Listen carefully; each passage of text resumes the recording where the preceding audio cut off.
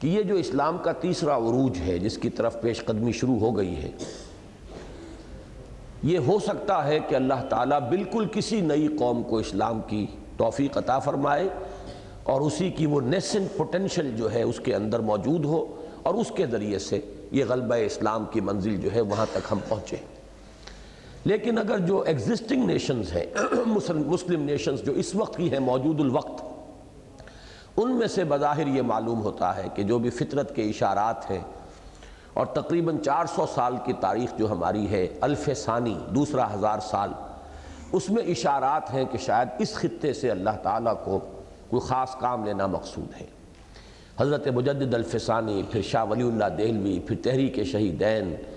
پھر 14ویں صدی میں حضرت شیخ الہند مولانا ابوالکلام آزاد، مولانا ابوالعلا مودودی، علامہ اقبال جیسی شخصیت، مولانا الیاس صاحب رحمہ اللہ، یہ شخصیتیں ایسی ہیں کہ ان کے پائے کی اور ان کے برابر کی شخصیتیں جو ہیں، کہا جا سکتا ہے مولانا مودودی کا کاؤنٹر پارٹ تو پھر بھی شیخ حسن البنا شہید کو قرار دیا جا سکتا ہے، اگرچہ وہاں بھی فکر نہیں تھا، جوش اور جذبہ زیادہ تھا، لیکن یہ ہے کہ فکر کا پہلو جو ہے وہ اتنا نمایاں نہیں تھا۔ لیکن باقی ان شخصیتوں کا تو کوئی بھی یوں آپ سمجھئے کہ کاؤنٹر پارٹ جو ہے پورے عالم اسلام میں کوئی نظر نہیں آتا۔ شاہ ولی اللہ دہلوی کے ہم عصر البتہ تھے، شیخ محمد بن عبد الوہاب نجدی، یہ شاہ ولی اللہ کے ہم عصر ہیں، لیکن یہ ہے کہ میرا بہرحال جو تجزیہ ہے وہ یہ ہے کہ دین کے ظاہری پہلو اور تعبدی پہلو اور اعتقادی پہلو اس کے معاملے میں ان کی خدمات بہت ہیں، عقیدے کی تصحیح، توحید کی طرف لوگوں کو دعوت، بدعات اور رسومات سے بچانے کی، لیکن یہ ہے کہ دین کا حکمت کا پہلو جو ہے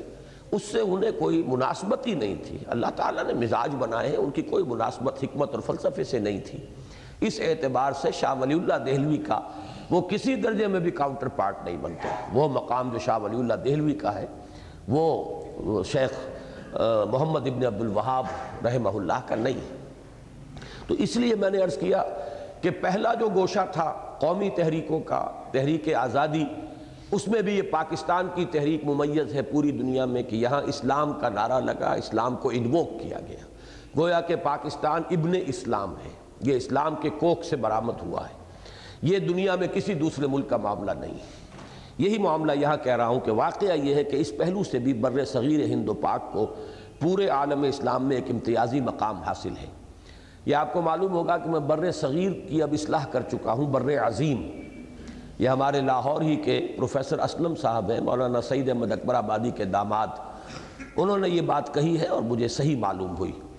کہ بر صغیر کہنا درست نہیں ہے، بر اعظم کے بعد عظیم کا درجہ آئے گا۔ بر اعظم ایشیا اور یہ جو ہے انڈین سب کانٹیننٹ، تو یہ بر عظیم ہے۔ بر صغیر تو کسی چھوٹے سے قطع ارضی کو بھی کہہ دیا جائے گا، تو یہ ہمارے ہاں ایک مس نومر چلا ہے۔ اب میری تحریروں میں اور تقریروں میں آپ بر صغیر نہیں بلکہ بر عظیم کے الفاظ پائیں گے۔